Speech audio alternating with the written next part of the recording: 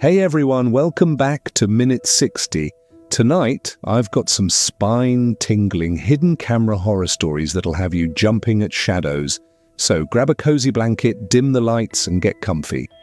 Once we dive in, you won't want to miss a single creepy moment. Before we jump into the stories, I'd love to know, where are you tuning in from tonight? Drop your state, city, or even your country in the comments. It's always awesome to see our creepy little community stretching across the US and beyond. If you're new here, this is the spot for true scary stories that are perfect for late-night thrills and sleepless hours. And hey, if you're into scary tales, hit that subscribe button and tap the bell. We've got fresh nightmares coming your way every week. All right, let's get into it. So, I booked this Airbnb for a quick weekend getaway, nothing fancy, just a little apartment tucked away on this quiet street. I remember walking in, dragging my bag across the floor, and it smelled like this mix of cleaning solution and something older, you know? Like maybe the walls held on to years of different tenants, a faint smell of dust and coffee and maybe even cigarettes, even though the host swore it was smoke-free. It wasn't bad, just kind of heavy, like it lingered in the air longer than it should. The place looked nice enough, though. Clean sheets, a little kitchen, even a welcome basket with some instant coffee packets and a bag of pretzels. At first glance, it felt normal, cozy even. But you know how sometimes you walk into a place and there's just this quiet that doesn't feel like regular quiet? Like it's not peaceful, it's more like the air is waiting. That's how it felt in there. I put my stuff down on the couch, tried to shake it off, even laughed at myself for overthinking. I remember touching the armrest of the couch and it felt kind of rough, scratchy, like it had been cleaned too many times. I figured maybe I was just tired from the trip. But still, I caught myself glancing around the room more than usual, like my eyes were trying to find something out of place before I even knew what I was looking for. There was this little red dot on the smoke detector and it kept catching my attention. Now I know most smoke detectors have those tiny lights, but this one seemed a little brighter than it needed to be. I remember staring up at it for a while, wondering if it was blinking or if maybe the angle of the light just made it seem that way. I shook it off and told myself, "Nah, it's just a smoke alarm. Don't be paranoid." But even as I moved around unpacking, I kept glancing back up at it. It was like it wanted me to notice it, which is such a weird thing to say about an object, but that's honestly how it felt. Later, I made some coffee, even though the machine gave off this faint burnt smell, like it had been used one too many times without a good cleaning. I sat at the little dining table, scrolling through my phone, trying to relax. The chair creaked under me in this uneven way, one leg wobbling a little, and every time I shifted, it echoed against the empty walls.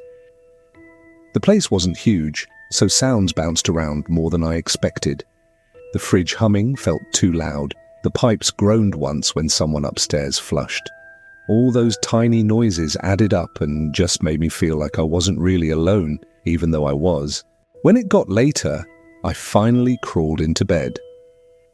The sheets were cold against my skin like they'd been washed, but hadn't been used in a while, and it took me a second to get comfortable. The room was darker than I expected too. The curtains were thick, blocking out the streetlight glow, and for a second it almost felt like I was in some sort of sealed-off box. I remember lying there, trying to settle in, and that same silence crept back. Not the good kind, not the kind that makes you feel safe. More like the kind where your ears keep straining, waiting for something to break it.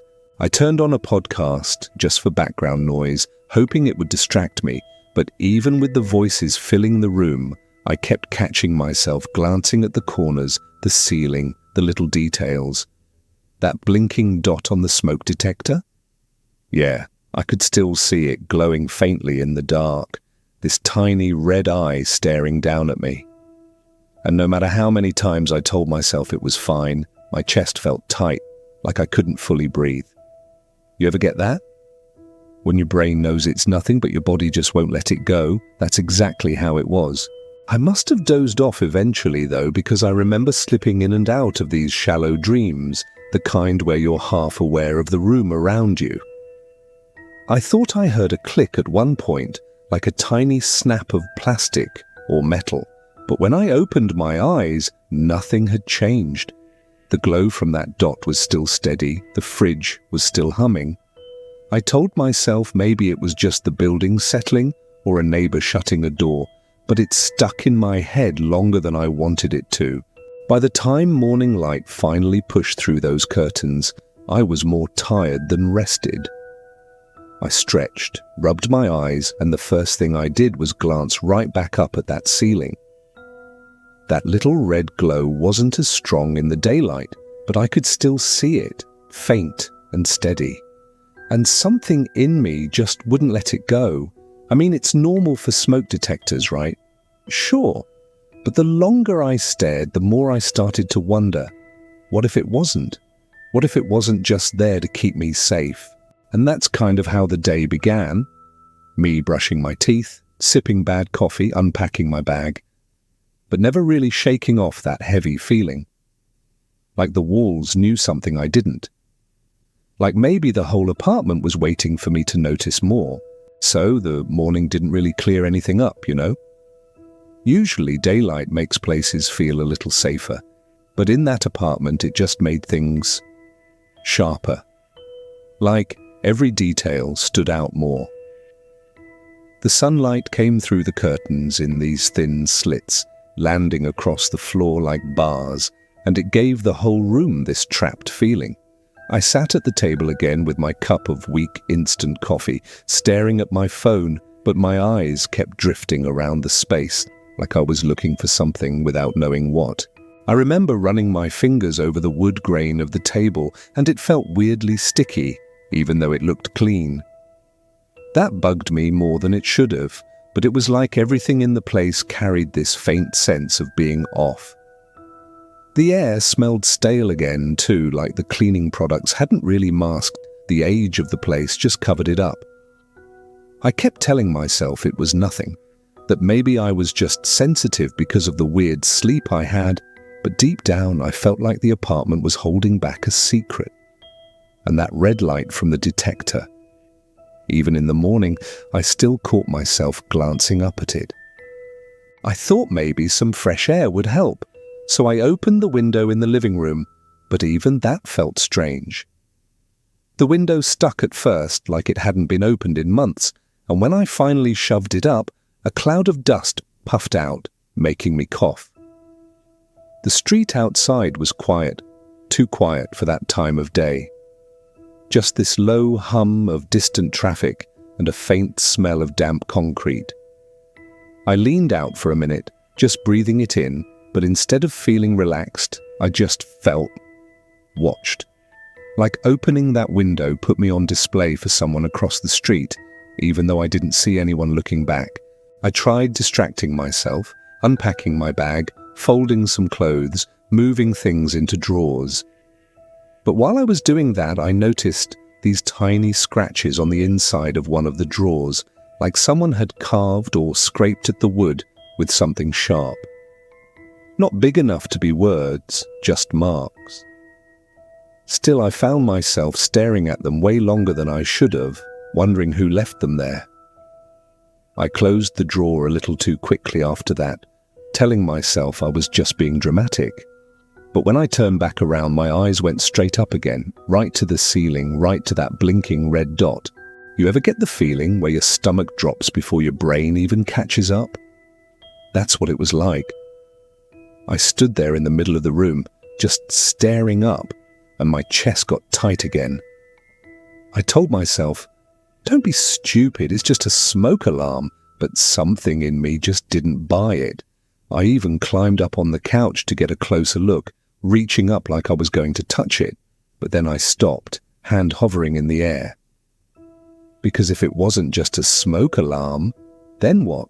I backed down slowly, heart still pounding, and sat back on the couch. The cushions felt stiff, like they weren't really made to be sat on for long. I rubbed my palms on my jeans, trying to shake it off, but I couldn't stop imagining a tiny camera lens inside that thing, watching me as I moved around the apartment. The thought made my skin crawl, like invisible eyes crawling over me. I swear I even checked behind me a couple times, half expecting to see someone standing there. Of course, no one was, just me and that hum of the fridge in the kitchen. I tried to distract myself again by turning on the TV. It was one of those older flat screens, the kind with a slow menu, and the remote buttons were kind of sticky, like someone had spilled soda on it. But the weird thing, when the TV turned on, it went straight to this blank blue screen with a line of text across it. No signal. Normally, fine, whatever. But it stayed like that for a while, and I couldn't help but feel like maybe it wasn't broken. Maybe it was waiting, or maybe it had been used for something else. I turned it off pretty quickly after that. The whole time, that thought just wouldn't leave me. The idea that I wasn't alone in that apartment, even if I couldn't see anyone. I tried laughing it off, telling myself I was being paranoid, but the laugh sounded hollow, even to me. It's like the walls swallowed it up instead of bouncing it back. And the more I sat there, the more I realized I wasn't going to be able to relax until I knew for sure. About that detector, about the whole place. So I made up my mind. Later that night, when it was dark and quiet again, I'd take a closer look. I didn't want to, but I knew I had to. Because if I didn't, I'd never sleep another night in that place. Night rolled back around slower than I expected, the kind of slow that makes your thoughts sticky and long.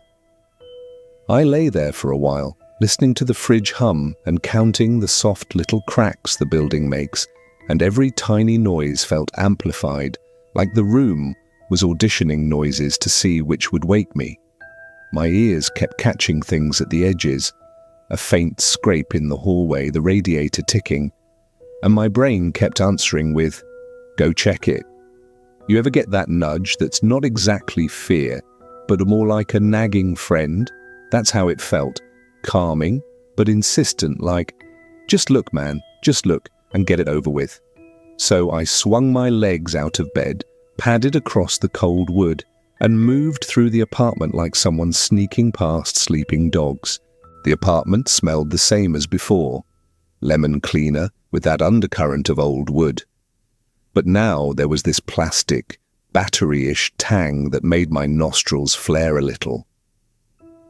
The light from the lamp pooled on the rug in the same way, and the shadows seemed to settle around the couch like they were eavesdropping. I pulled a chair over, the legs scraping like a whisper on the floor, and set it down beneath the detector.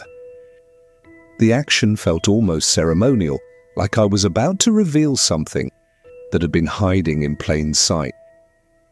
My hands weren't even shaking much, which was weird, just this steady smallness like my body had decided to cooperate. I climbed up and reached toward the ceiling, fingers brushing dust and this faint, greasy residue I hadn't noticed before. When my hand hit the smoke detector cover, it popped off easier than I expected, like someone had been in there before me. Inside, tucked where a sensor should be, was a tiny black lens, glossy, round, and centered like a pupil. There was a micro slot beside it with a little card half inserted and a red LED giving that same patient blink I'd stared at the night before. The smell that came out when I leaned close was exactly that. Warm plastic and a faint ozone tang, like something electronic that had been breathing all day. For a second, the world narrowed to the size of that lens and my chest felt hollow, like I'd walked off a step that wasn't there. I remember laughing then, this ridiculous, half-hysterical sound, because what else do you do when you realize you've been filmed? I set the cover down on the chair and sat on it like it was a tiny altar. My head swam a little, not dramatic, but this slow nausea that sits behind your teeth. I pressed my thumb to the lens reflexively, then pulled my hand back like it had burned me, though it hadn't. I looked around the room like I hadn't before. Every corner felt like it might be a mouth watching, every framed picture a possible hiding place. My phone was in my pocket, and I kept feeling it like a small lifeline, but I didn't want to look at anything yet because looking felt like inviting the images in. The apartment seemed to listen to my breathing and answer with a colder hush. Something ridiculous and terrible occurred to me then. The dot hadn't been blinking at random, it had been timing me. Each puff of sleep and movement, a check mark on some unseen list. The little camera had a view of the bed, of the exact angle where I'd slept, of the place I took off my shoes and talked on the phone. I thought about all the stupid things people do when they think nobody's watching, and how none of them feel private when you know your life might be stored in a box somewhere. I wondered if the person who set it up watched every night, like a neighbor staring through curtains, or if the footage was uploaded and dispersed somewhere darker. The thought made my skin crawly and my hands small and clumsy. I tried to be practical for a minute because panic doesn't build cases. I climbed down, walked methodically to the TV stand, and pulled the unit out a little. The back popped loose cleaner than I expected, and there, wedged behind a loose board, was a tiny, warm SD card like a seed. My fingers closed around it before my brain had time to say no, and I felt this stupid mix of curiosity and dread that made my tongue go dry. The card slid into my phone with a soft click, and thumbnails blinked up faster than my eyes could process. Dark frames, timestamps, tiny frozen pieces of me. I didn't watch them then. I didn't have it in me.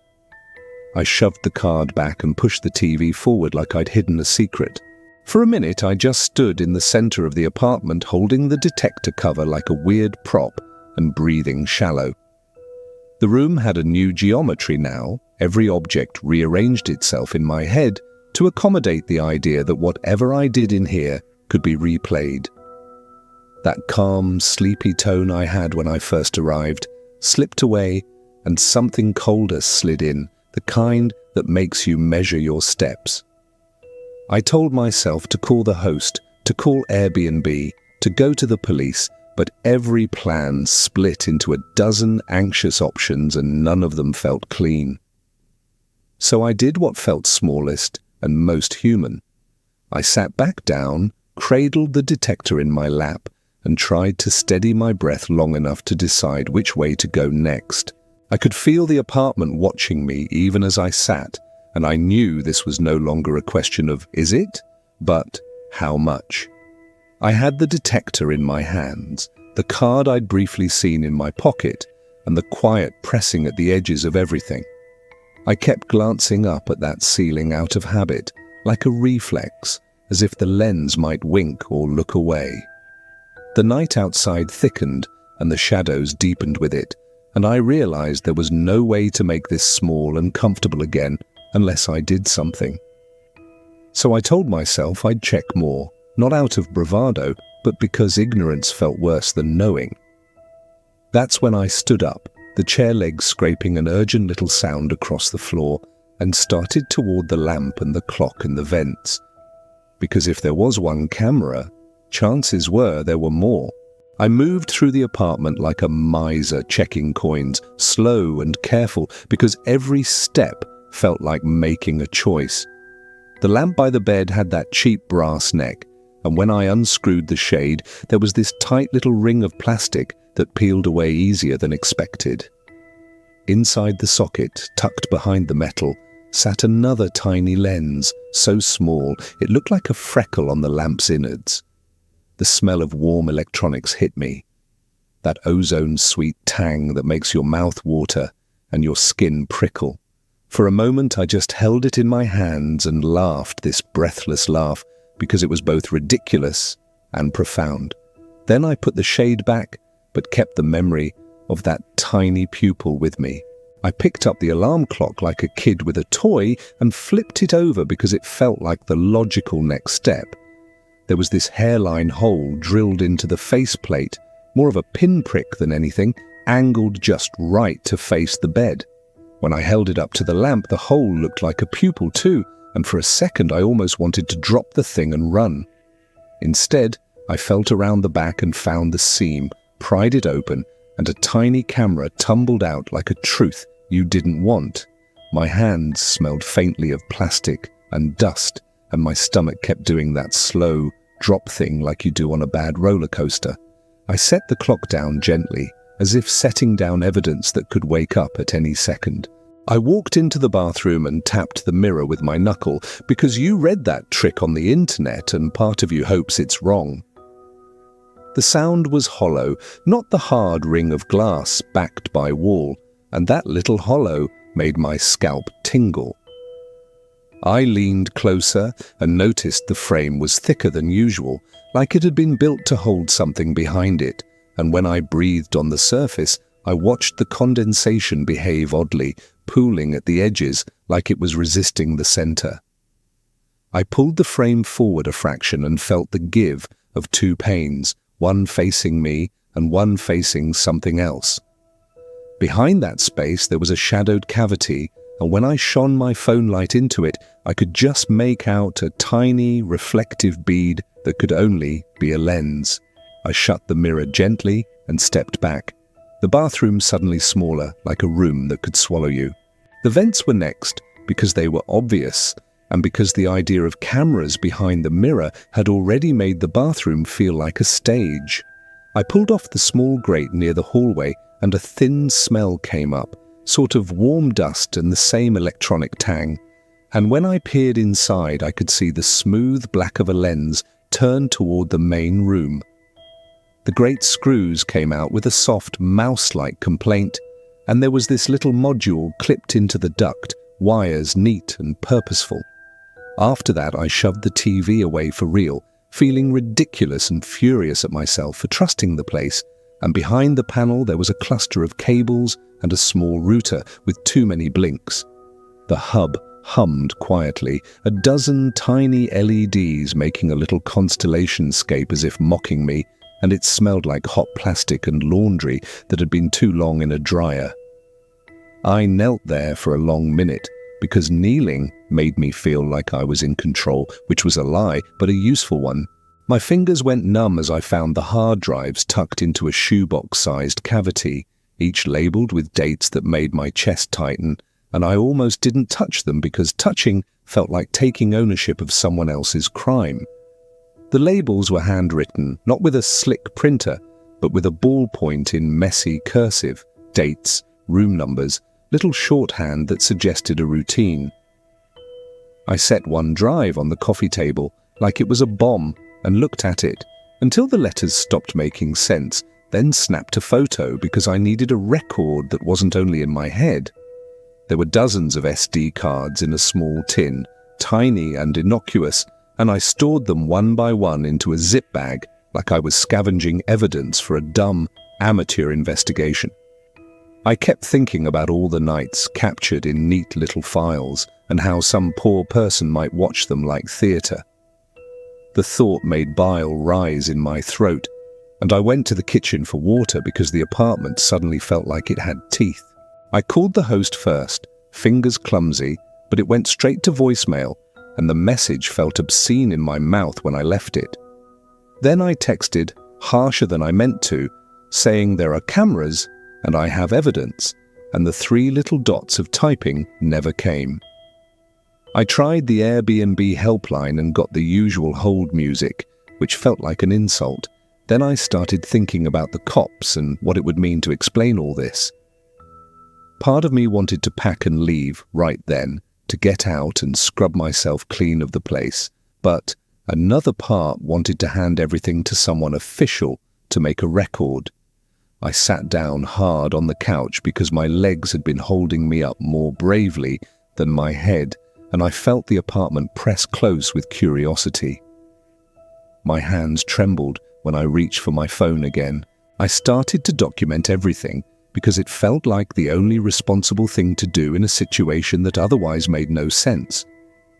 I took photos of each lens, of the exact angles, of the hub with its blinking lights, and I time-stamped them with my phone because human memory plays tricks under stress. I didn't touch the drives after I'd photographed them. There was this voice in my head that kept saying chain of custody, like I was in a trial. I wrote notes on a scrap of receipt and where I found things and at what time, scrawling in this shaky hand that surprised me. Doing the small, boring administrative stuff helped, oddly. It made me feel like I had a spine again. The apartment watched me do it, and I swear I heard a faint, settling sound like someone else moving on the floor above. By the time I'd photographed and noted everything, the late evening felt darker, like the apartment had closed ranks to listen to what I'd done. My phone battery was dipping, and the idea of watching footage felt both irresistible and terrifying, so I didn't open a single file. I sealed the SD cards back into the bag instead. I zipped it up like tucking a screaming animal into a pillow, and my hands shook as I did it, but the bag felt like something I could hold on to. I sat there in the lamp's small pool of light, the hub's LEDs reflecting in the window like distant warning beacons, and tried to decide what the next move was. It felt so absurdly small to think about what next, when everything in the room had been arranged to take you apart, bit by bit. So I made a choice to gather proof, to be methodical, because sometimes a method is the only comfort you get before you have to run.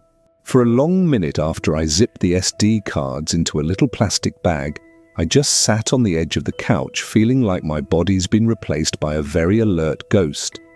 My hands felt weirdly big and clumsy, like someone else was doing the fine work while I watched. The apartment hummed on, fridge, heater, the hub's tiny LEDs blinking like distant traffic, and every blink felt like a metronome counting out how long I had left to decide. I tried to breathe slow, deep in through my nose, out through my mouth, the stupid calm-down trick people tell you, but the air tasted faintly of plastic and lemon and something raw I couldn't name. There was this sharp little buzzing in my temple like when you're about to get a fever, and it made my thoughts clump together. Watching the detector cover sit on my knee felt like holding a tiny, accusing skull. I started photographing everything, methodical, in a way that surprised me. Phone camera on, flash off, shot after shot, the lens in the detector, the lamp socket, the pinhole in the alarm clock, the hollow of the mirror, the hub tucked behind the TV. I would crouch, line up the angle, snap, and then check the photo like a scientist verifying a hypothesis. Is that a lens? Yes. Timestamp? Yes. Hand steady? No, not really. Each shutter sound felt enormous in that quiet room, like I was making noise just to prove I'd been noisy in a place that wanted me quiet. It helped a little, doing the small admin of evidence, to feel like I wasn't the only witness to this. Calling the host was a weird exercise in fake politeness and anger that I wasn't ready for. I left messages that tried to be crisp. There's a camera in the smoke detector. I have photos. Please call me back. The first voicemail sounded normal, like a bunch of automated words, and then I called again and again until I felt like a pest. The texts sat with those 3 dots that never became words, and that silence felt louder than a rude message. I tried Airbnb support and got the awful hold music, and for once the hold music felt like an insult instead of background. At some point I realized time was being eaten up by the waiting, and that waiting made me more vulnerable than the act of leaving ever would. So then came the dumb human things, like small traps or tests I set up because panicked brains want control. I nudged the remote a half-inch to the right, left the lampshade slightly crooked, slid a pen under the coffee table leg. I know it sounds petty, but it made me feel like I had left fingerprints of my own, visible markers that would show if anyone came in and tried to act like nothing happened. I also unplugged the hub briefly to see if the LEDs would blink out. They did, those tiny lights going dark like someone turning eyes away. And then I plugged it back in to let it blink again. That deliberate little power off felt like a tiny victory, like I could interrupt whatever rhythm had been watching me. It bought me a second where I felt less watched and more in charge. Then, just as I was about to breathe for the first time in a while, I heard it. A soft scrape in the hallway like a shoe across tile. It was the kind of sound you tell yourself is nothing and then immediately suspect is everything. My whole body went ice cold, not hot panic, but that hollow, alert cold that makes you superfine to every sound. I crept to the peephole with the bag under my arm, heart thudding slow and large, like a drum you can hear in your teeth. Through that little circle, the hallway looked ordinary. That bland apartment carpet glow, the recycling bin pushed against the wall. And then a shadow shifted and a key turned in the lock across the hall. For the first time since I found the cameras, I felt not just watched, but possibly being watched by someone who might come up the stairs. I stood there with my face almost pressed to the peephole and felt ridiculous and terrified at the same time. The silhouette across the hall moved with this slow, practiced motion, not like a neighbor fumbling their keys, but like someone who knows exactly which apartment they're checking. The thought zipped through me. What if it's the host? What if it's someone who maintains the gear? And my mouth went dry. I wanted to throw the door open, shout, run, or do something dramatic, but all I could manage was to hold my breath and watch. The doorknob outside my door rattled once, twice, like someone testing a lock, and each rattle felt like a question being asked of me that I didn't know how to answer. That moment stretched, felt longer than it should have, and in it, I had to choose. Do I try to get out now and risk crossing paths in a narrow stairwell, possibly getting cornered, or do I wait and try to get officers here with me? The practical part of me wanted cops, paperwork, an official record. The animal part of me wanted to shove everything in my bag and run until my legs gave out. I tried to dial 911, but my hands trembled and my finger missed the call twice in a row, which made me laugh a little hysterically at myself. I finally hit call, put the phone on speaker, and in this low, dead voice, told them the situation and that someone was at the door. My breath felt like it had been measured out for me. The hallway held its breath with me, and then the knob turned again more deliberately. And whatever came next was about to determine the shape of the night. The dispatcher's voice was this calm, measured thing in my ear. Officers are en route. Stay on the line if it's safe. And for a second, I believed in bureaucracy like it was a blanket. But the blanket felt thin. I could still hear the knob outside my door, testing the lock like a hand that had practiced the motion 100 times. My breath got small and slow because I was trying to be invisible to the hallway, like being quiet would make the whole building forget I existed. The speaker in my phone carried the faint hiss of the dispatcher and the tiny cadence of the hub's LEDs blinking in the living room, and both noises sounded like a countdown. I kept my feet planted because running felt like drawing attention, and staying felt like daring whoever was out there to do something. The apartment smelled of warm plastic and lemon cleaner and something metallic under both, and that smell now tasted like evidence. While I was waiting, I walked back to the TV stand because sitting still made my head spin. The hub sat where I'd left it, a collection of blinking lights that looked almost cruelly content, and when I crouched down, I could feel the vibration through my palms like a living thing. I fumbled the SD card out of my pocket, in that tiny thing that had the power to ruin someone's day, and this stupid, terrible curiosity pulled me toward the thumbnails. I told myself I wouldn't watch more than one, but my thumb had other ideas.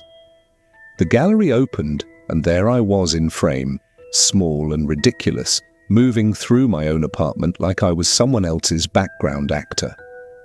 The thumbnails scrolled and scrolled, and then I saw different beds, different curtains, different apartments, but the same angle, top down, intimate, normal things turned private. My stomach fell into a hollow place I didn't know I had.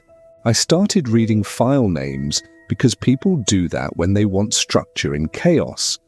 They weren't fancy: dates, times, room codes, written in hurried handwriting that must have been transcribed from wherever the drives were catalogued. Some folders had city names or listing IDs, and my brain, stupid and hopeful, tried matching them to anywhere else I'd stayed or seen a post about. There was one folder with a tag that matched an Airbnb I'd skimmed weeks ago, the one with a host name that popped up in a travel forum. Was that coincidence or a breadcrumb? The realization knitted itself tight and ugly.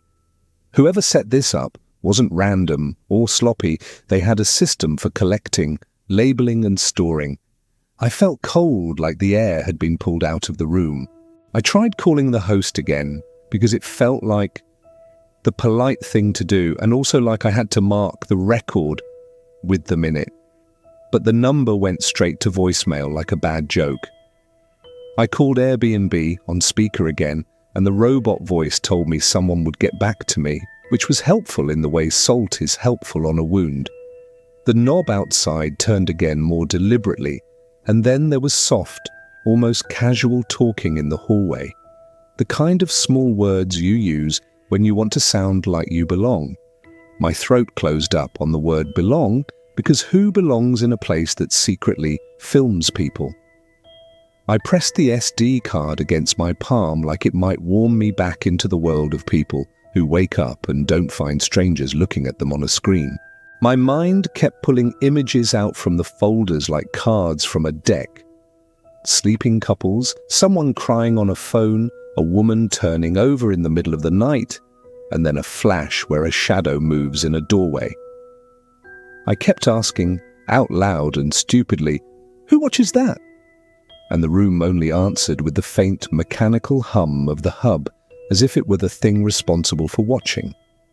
It hit me then, hard and slow. This wasn't a one-off voyeur. This was a little industry with method and storage and logistics. How many people had woken up to find a lens? How many had left without saying anything because embarrassment is quieter than anger?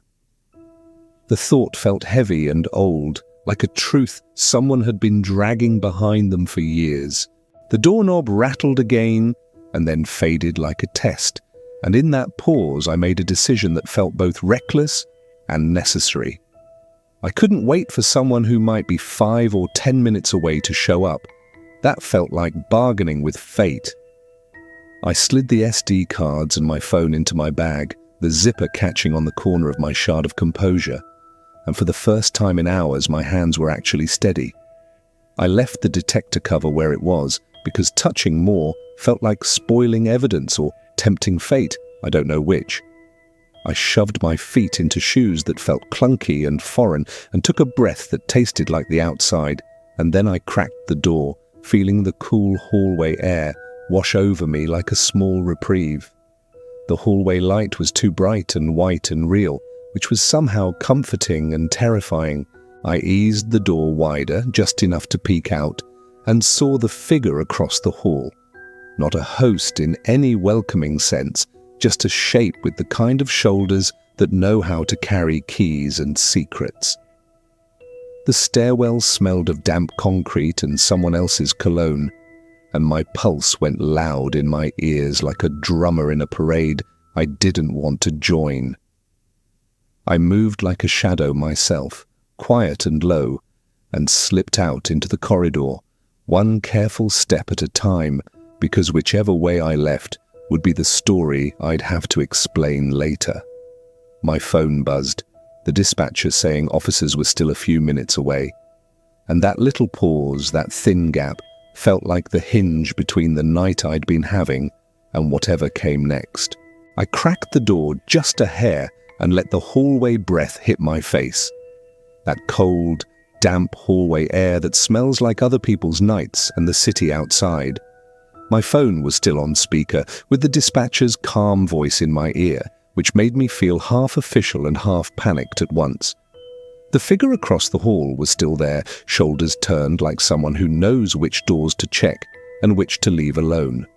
He moved with a slow, practiced economy, the kind of motion that's boring until it isn't.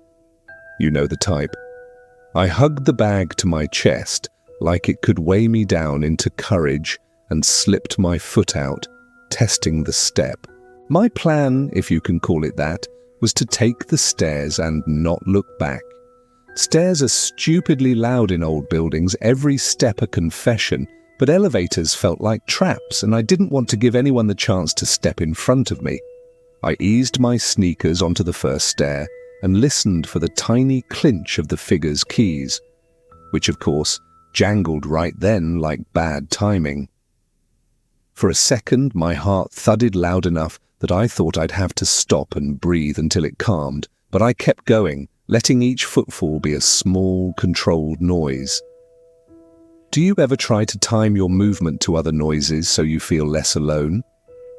It's a dumb trick that actually works sometimes. Halfway down the stairwell, the building made that old house music, pipes, a distant radiator sighing, concrete settling. And it blurred the other sounds enough to give me a little cover. I kept my back to the wall and my bag tight and counted the steps in my head like a mantra. 1, 2, 3. My palms were sweaty, but my grip on the bag stayed firm, the SD cards inside heavy and hot against my ribs. I imagined the person with the keys at the top, pausing, maybe thinking I'd gone out the front, or maybe deciding whether to come after. Every shadow felt like it might move. Every muffled sound might be him deciding. When I hit the bottom landing, the front door was one of those old, stubborn things that needed a real shove to move. I shoved it open and night air lunged in, fresh and wet and sharp with that city smell of rain on concrete. And it felt like stepping out of a stage and onto reality. Neon pooled on the sidewalk and a car hissed by, lights streaking across wet pavement that smelled like pennies and oil. I didn't run at first. I just stood there with my breath big and visible, thinking, okay, you're out, like a mantra. Then I moved faster, my shoes slapping the pavement, because being in motion felt safer than standing still with all that electricity in my chest. I ducked into the Saturday night glow of a nearby 24-hour diner because it was the kind of place where people watch you without being weird, and the coffee is always too hot. The fluorescent light felt obscene and honest, and the waitress looked at me like someone who's seen a few panicked faces and knows when to ask fewer questions. I sat at the counter with my bag by my feet and my jacket still half on, hands folded over the place where the SD cards hid. The dispatcher called back and said officers were 2 minutes away and told me to stay put, which I did, because sitting felt like following instructions from a voice that wasn't about to judge me. A guy at the end of the counter offered me a cup and said, "You look like you need it," and I wanted to hug him and also tell him everything. I just drank.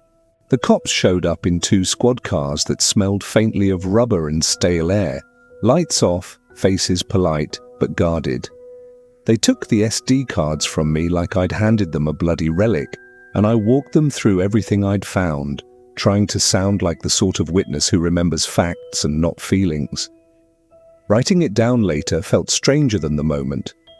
Words never seemed to match the little electric fear that had been in my body.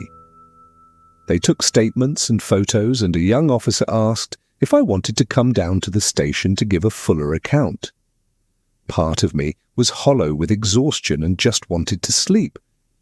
Part of me wanted to sit at a desk with fluorescent lights until I felt boring again. I agreed to wait at the diner for the formalities while they checked the building. Sitting there, coffee cooling in front of me, I felt this weird, slippery relief.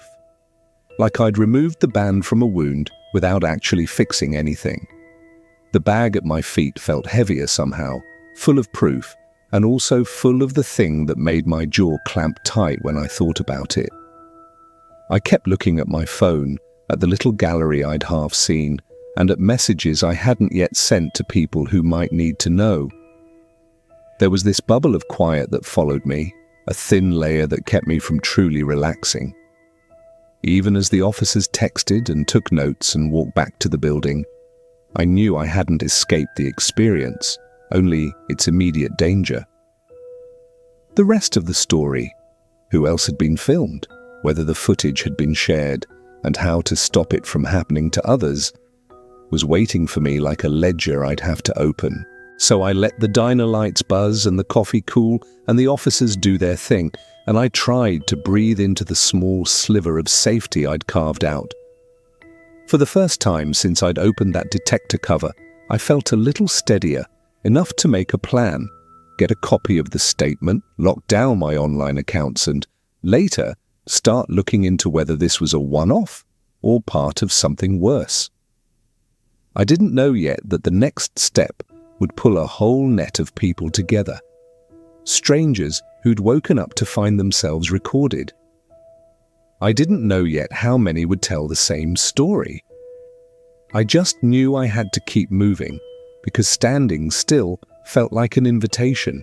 The cops took my statement under harsh fluorescent lights that made my skin look thin and tired, and every detail felt both enormous and embarrassingly small as I said it out loud. They photographed the devices, bagged the SD cards, and asked me the same questions twice in slightly different ways, like they were trying to pin my night down into neat squares. I remember the smell in that little interview room, coffee gone cold and paper, and a faint metallic note that made me think of the hub in the TV stand. And how even that smell seemed to belong to the apartment now. An officer promised follow-ups and gave me a number, and I left the station feeling oddly weightless and also hollow, like I'd handed someone else the part of the night I couldn't carry. Walking back to the diner where I'd waited, the city air felt too loud and too honest, and I kept looking over my shoulder like a fool. Over the next few days, it was a blur of calls and emails and replays in my head I didn't want to see. I called the booking platform and they asked for evidence. I sent them photos and timestamps and a shaky video of the hub blinking, and then I waited for a reply that arrived in corporate tones and promises. They said they'd suspend the listing and investigate, which sounded official and distant at once. The police told me they'd opened a larger inquiry after I'd handed over the drives, but they also said these things take time, weeks, months. And that line felt like an ocean between me and anything resembling closure. Meanwhile, my phone kept nudging me with messages from friends who'd read the short version I'd sent, people saying, "Are you okay?" in little bubbles that never really answered the deeper question. I went home and did the dumb ritual of checking every corner of my apartment like a nervous inventor, testing a new device. I tapped smoke detectors, knocked on mirrors, jiggled lamps until they squealed. And even the mundane act of doing that made me feel marginally safer. But safety didn't stick. It was a patch you had to reapply every few hours. Nights felt different. Smaller, or maybe I did. I kept the lights dim and the blinds cracked, and I woke a dozen times to listen for the kinds of sounds I'd once slept through. The private part of me that used to think, "I'll be fine," got quieter and more suspicious. Who would have thought a single little lens could change your relationship with sleep? A week later, I started digging like an amateur sleuth because waiting for institutions to move felt too passive. I lurked on forums, clicked through threads, and found other people who'd put together odd puzzle pieces about the same host name, a cluster of listings that used slight variations of the same details. Some posts were calm and factual, others were raw and angry, people writing as if to exercise what happened. I messaged a few of them and we compared notes, dates, times, angles. Those small facts felt like lifelines when combined. There was a kind of relief in meeting others who weren't dismissive or blaming. There was also this deep, collective nausea at realizing it probably wasn't just one poorly thought-out scheme. How many nights had headphones plugged into silent rooms, people blinking unaware into pixels? One of the people I messaged told me the police had already executed a search in another city and found a stash of drives, and that news landed in me like a half relief. Proof someone was being caught, mixed with a new dread that footage might already be out there.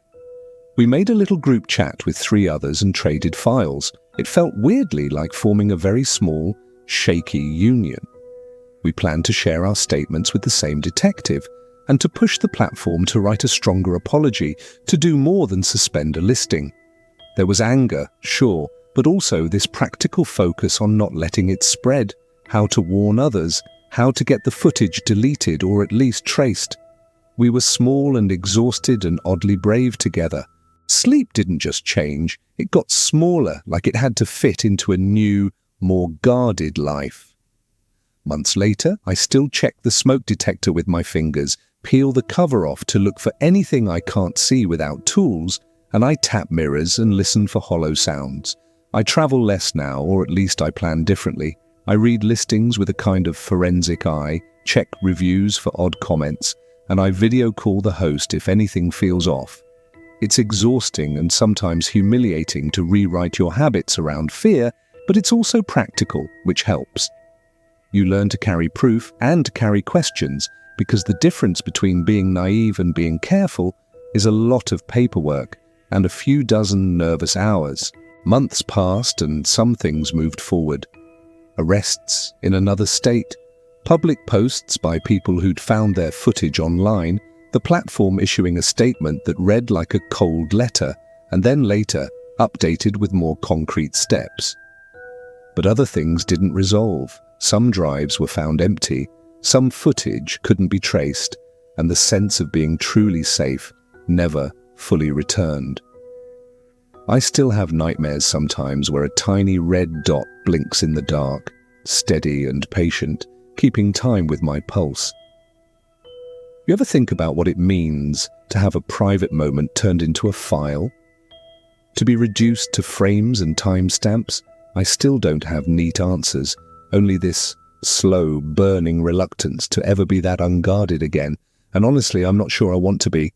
So that's how it ended for me. Not with a neat justice served on a silver platter, but with a messy mix of action and aftermath.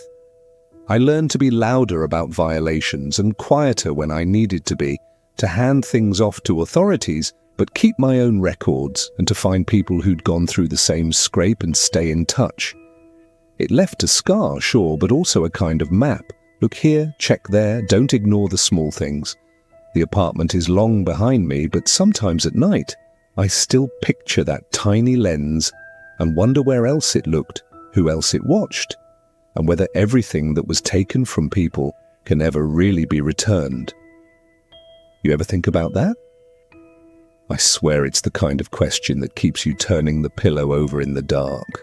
Sometimes when I finish telling a story, I find myself just sitting there in the silence afterward, almost like I'm still living inside it. The images stay behind, the feelings linger a little longer than the words, and I let them. That's the thing about memories, they don't rush. They sit with you until you're ready to move on. The lighthouse, for me, is like that. It's not just one single picture or one single chapter. It's a collection of moments layered on top of each other, some heavier, some lighter, some almost too quiet to notice unless you pause.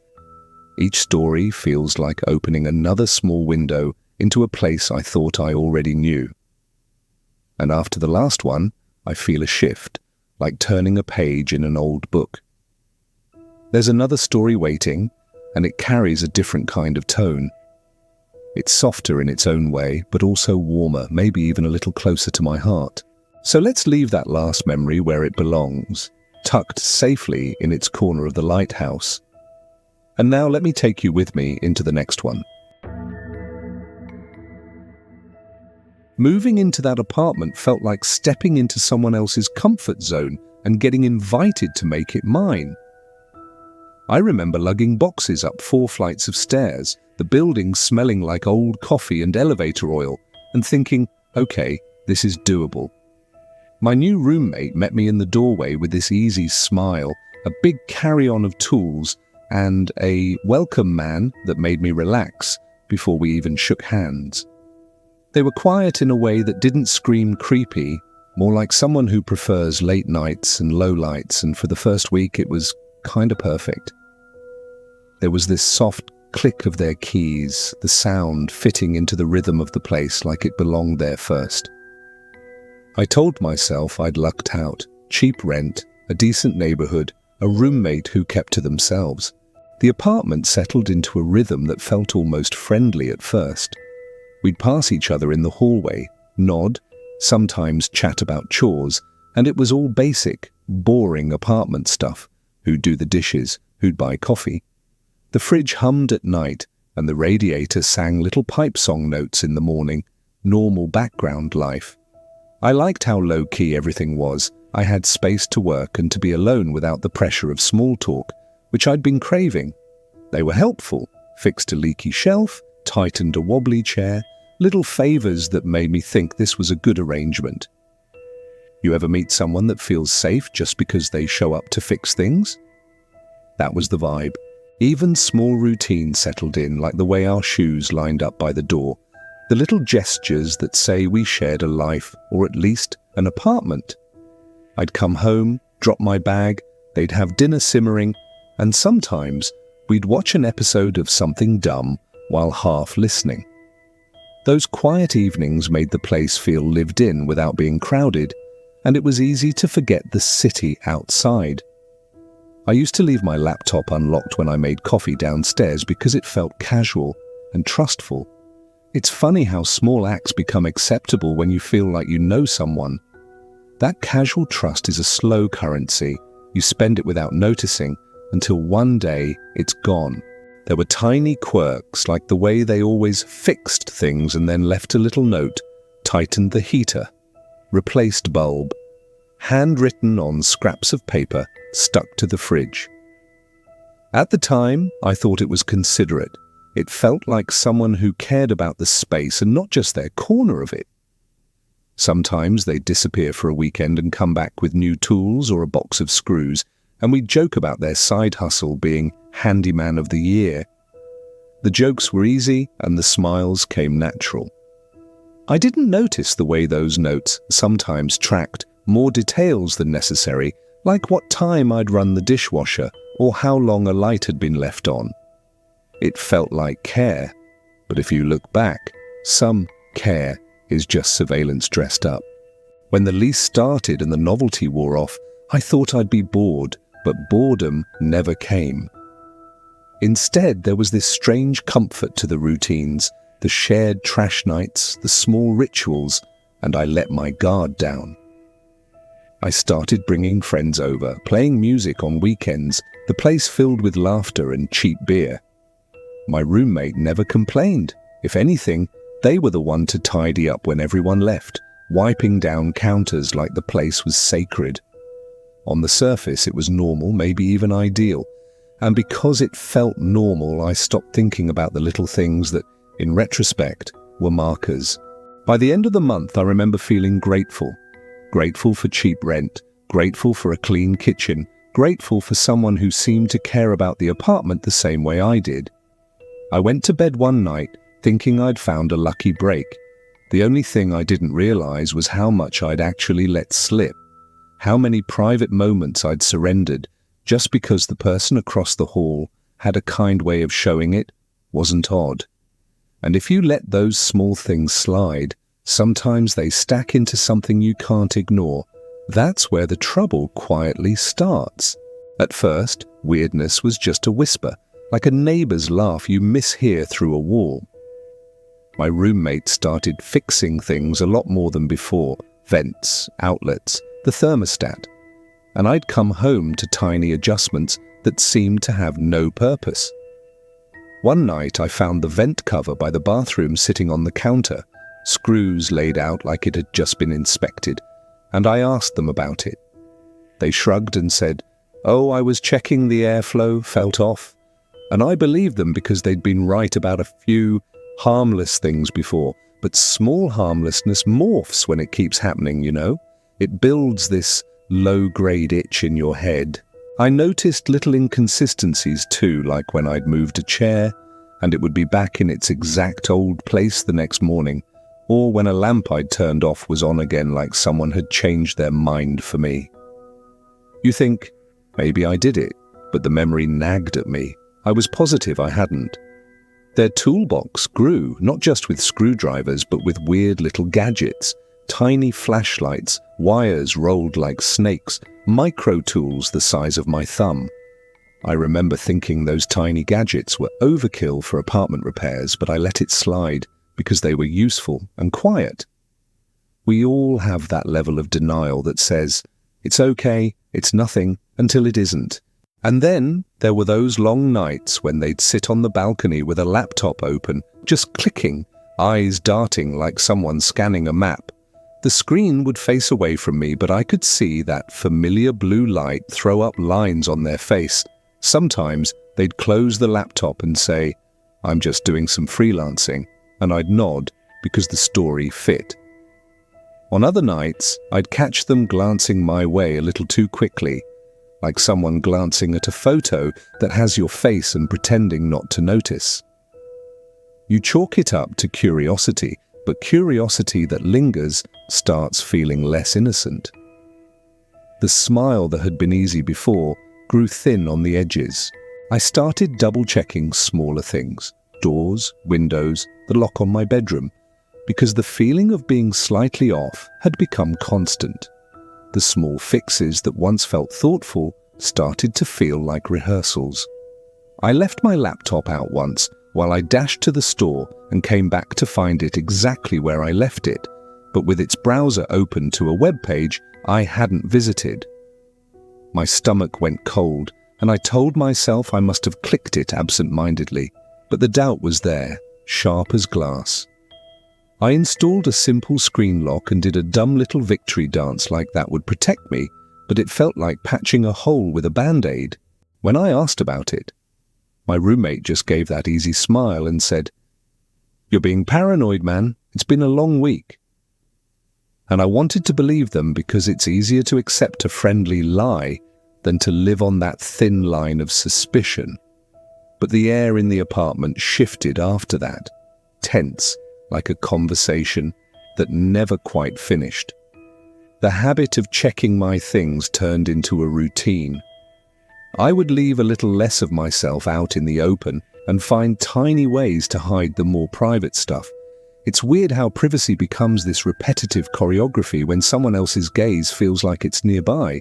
One afternoon, I noticed their toolkit had a new item, a tiny USB drive taped inside a little pocket of the toolbox, labeled in a hand I didn't recognize at first.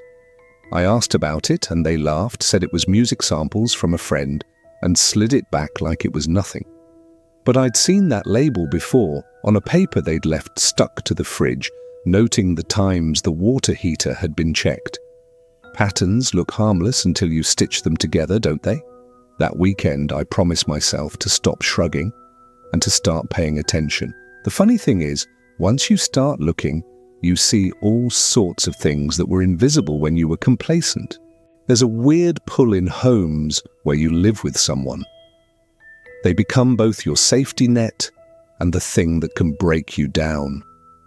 Over time, I started to feel this strange comfort in their presence, like the apartment had a silent guardian who somehow made everything run smoother. They'd fix the squeaky window, leave me a cup of coffee in the morning sometimes, and tidy the place without making a fuss. Those small kindnesses reopened my willingness to trust and pushed the nagging unease into the background. I told myself I owed them a measure of gratitude, like you do when someone keeps the bearings of your daily life steady. Nights became easy in that sense, the kind of low-energy evenings where we both have earbuds in and share the same playlist without actually talking. There's a softness to that kind of domesticity, quiet, mutual tolerance that almost feels like intimacy without the complications. I'd find them in the kitchen at odd hours cooking for one and humming under their breath, a low, small song I didn't know but liked. Sometimes we'd sit and swap stories about bad dates or weird landlords and laugh until our sides hurt. And I'd think, yeah, this is fine. It felt secure, predictable rhythms, someone to split the rent with, and a person who seemed to notice things before I did. But comfort can have edges. There were moments when their attentiveness slid into too much noticing, like how they'd casually comment on the exact time I left the house or how long I'd showered that morning. Stuff that at first sounds helpful. "You'll be late if you don't leave now," starts to feel like a ledger of your life. I found myself explaining mundane choices, which is a weird new behavior to catch yourself in, defending normal life as if you'd done something wrong. It's subtle, like a vine growing around a gate, because who wants to fight the person who brings you coffee? I stopped mentioning the little oddities out loud. What's the point of arguing with someone who smiles and then keeps doing the same thing? One night I woke up to water sounds and padded into the kitchen to find them at the sink, humming, hands working over dishes. They apologized for waking me in this easy way like it was no big deal and offered to make tea. I remember watching them, the way their fingers worked, and feeling that rhythm of life again, the safe, mundane choreography of roommates. But even then I noticed how they'd place the towel just so, angle the lamp so everyone could see the counter. These small directional choices that made me feel like a subject in a staged scene. It's weird. When someone cares about your life so much that they direct it, you stop noticing unless you look for it. And once you start looking, you can't easily go back. I kept waiting for the small comfort to be enough to push away the suspicions, but suspicion is persistent. It's the kind of thing that seeds itself and then grows into a forest of questions if you don't address it early. Even when we laughed together on the couch or shared a pizza, a part of me was tallying moments, cataloguing them like receipts. That habit felt like a betrayal of the easy friendship we'd built, but self-protection has its own logic. And in the back of my mind, the idea that someone who's that attentive could also be that invasive kept nudging me awake. You don't plan to find a camera in your life. It's the kind of discovery that drops into your hands like a cold truth. I found the first real piece of proof on an otherwise ordinary evening was cleaning, actually, trying to be productive when my hand bumped something sticky under the couch. I reached down because I was already on the floor, and my fingers hit this small piece of plastic taped to the underside of the frame. At first, I thought it was a remnant from a takeout container or a toy, but when I peeled it away, there was a tiny USB drive stuck there, inconspicuous and cheap. My thumb pried it loose and it came away with a soft adhesive smell, like hot glue and dust, and my stomach did that hollow drop thing. I didn't want to get my hopes up, so I took it to my room and held it for a long minute, turning it over like a person turning a key that won't quite fit. There was nothing written on it, no label, no handwriting, no purpose, just a small rectangle of plastic that suddenly felt like it contained a whole other life. I plugged it into my laptop because curiosity is a physical itch, and the drive clicked into the port like it belonged there. The folder opened, and there were video files, names with timestamps and thumbnails that were tiny, grainy, and, for a breath, totally unrecognizable. Then my fingers shook, and I clicked one. The video played, and there I was on screen, half asleep on the couch weeks ago during a lazy Sunday, the angle perfect, as if someone had set it up to watch the living room. I swear my mouth went dry in a way that woke my skin. The footage wasn't pornographic or violent. It was ordinary, banal even, me scrolling through my phone, nodding off, except the knowledge that someone had recorded it turned something private into this exposed, awkward little artifact. The laugh that I tried to make came out thin and useless, and my brain did that strange cartwheel of denial where it promises the image is fake, that maybe it was some editing or some prank. But there were more files, nights, mornings, a few clips from the bedroom with the angle fixed like a map to the bed. My hands were clumsy as I scrolled, and the thumbnails lined up like a timeline of my life there. Part of me wanted to close the laptop and pretend it didn't exist, but the part of me that had been uneasy for weeks finally stood up and screamed for evidence. Evidence is messy, and sometimes it's the only thing that can make suspicion into action. I grabbed the drive and sat on the edge of the bed, breathing like I'd run a long way, and my heart needed direction. It was too clear to dismiss. Someone had been recording me. The rest of the apartment felt different after that. Smaller, nearer, like a watchful animal had curled up inside the walls. I didn't storm into confrontations because my brain was trying to buy time and think straight.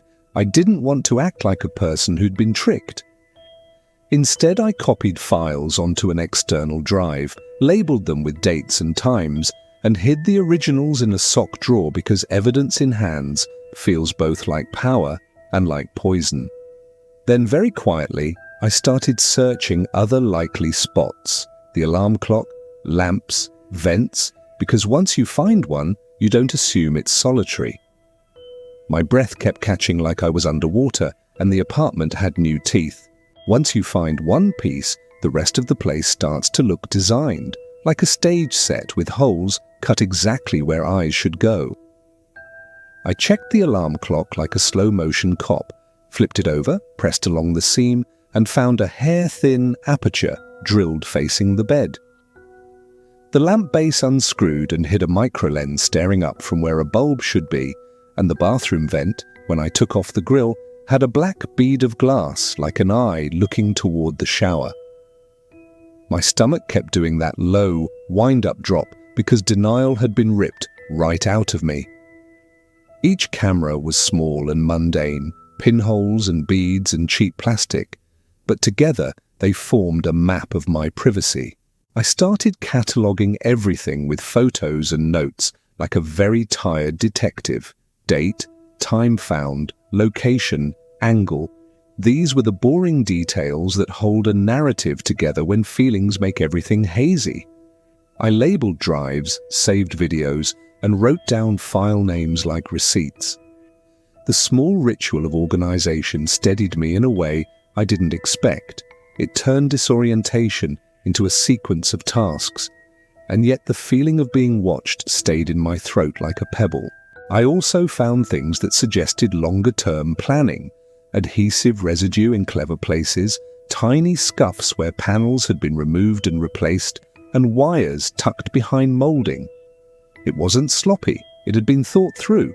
Whoever did it understood how people live, where they feel safe, and they set up cameras at those exact, intimate spots. That knowledge felt obscene to me, like some anatomy lesson of privacy. I pictured strangers watching me fold laundry, brush my teeth, talk to friends late at night. Mundane moments turned into someone else's harvest. One of the worst things was realizing it wasn't just me. There were files with other faces I didn't recognize, other apartments' angles, timestamps that didn't match my lease. I felt this sickening swell of something like being part of a network, and that loneliness doubled over into fury. The drive I found under the couch wasn't just theirs, it was a node. The rooms in the footage looked similar to ours, but different enough that my mind kept flipping through possibilities. Other buildings, other roommates, the same host under different names. It was bigger than a creepy neighbor. It felt organized. I tried to bring it up again, prepared with evidence this time, but when I asked my roommate a direct question, "Why is there a USB under the couch?" they just gave me that same smile and said, "No idea, man. Weird." The casualness felt like a slap. I watched their face carefully and asked the thing people ask when they suspect someone they know. "Are you involved in this?" Their mouth opened and closed and their expression folded into something unreadable. That silence was heavier than any admission might have been. I realized then that confrontation was a hazard and that my next move had to be careful because the person who'd made the apartment into a camera set was either in the room with me or had been close enough to move things undetected. Confronting someone about something like this is weirdly bureaucratic, full of paper and phrasing and calm voices trying to cloak panic. I sat them down at the kitchen table like it was a job interview and put the drive on the counter between us like evidence in a TV show. My hands were steady from the practice of cataloguing, but my heart was a messy drum. I told them exactly what I'd found, left the laptop on, and queued up a clip that showed my living room from the couch angle. The screen played, and there was no dramatic music, just the flatness of the footage showing me stumble in from work. Nothing sexy, nothing cinematic, just me, vulnerable in that tiny private way. They watched the clip, and their face didn't change in the way I expected. There was no flinch, no sudden guilt that bled across their features. Instead, they smiled that same unsettling little smile and said, "Weird. Must be some kind of joke or a prank." The voice was even too manufactured for the moment, and heat of anger rose quietly in my chest. I pushed harder, showing more files, naming dates, talking about the counts of cameras. I wanted noise, to break the calm with something that would convince them we weren't in a misunderstanding. But they kept that measured tone, saying things like, if someone did that, they'd be sick, with the kind of sincerity you reserve for bad news. The whole scene felt like trying to pull an honest confession out of an actor. After a long stretch of back and forth, defensiveness forged in the quiet, they finally packed a bag. Not in a dramatic, guilty way, but in this oddly composed way that said they were leaving because they had to leave, not because they admitted anything. They told me they were going to clear their head and would be back in a couple of days. No apology, no explanation, just movement. I wanted to shout, to demand cameras be handed over, to know names, to make them spill the map. Instead, I got the hollow calm of someone who knows the script for leaving. You can imagine every confrontation like in the movies, but the real ones are quieter and more elliptical. I did not take the bag as a victory, and I didn't trust the sudden neatness. People who are guilty tend to be either defiant or slickly indifferent, and in leaving like that, they'd chosen the latter. The apartment felt both abandoned and exposed after they were gone, like a set with the actor walked off stage, but the cameras were still rolling. I called the police and pressed charges, not because I wanted to ruin a life, but because I didn't want someone else to slide into my old complacency and become the next footage. The officer who came took my statement and catalogued evidence with a professional flatness. It felt necessary and insufficient all at once. Later that night, I sat on the couch and stared at the door, like it might open at any moment. Even after they left, I had this weird, hollow ache of betrayal, not just about the cameras, but about the ease with which I'd let someone into my life. The quiet in the apartment felt invasive in a new way. The memory of their hands fixing lights and adjusting shelves now read like a rehearsal. I kept thinking, how many people do that with good manners and rotten names? I cried once, small and angry, and then set about the tedious work of changing locks and accounts because after being violated you do practical things to reclaim your life. Paranoia isn't a single thing, it's a slow weather pattern that moves in and reshapes how you move through the world. After the confrontation and their leaving, I started to notice the smallest things and gave them whole chapters in my head. A creak in the floor became a possible footstep. A deleted message became evidence. A friend's late call could have been a warning.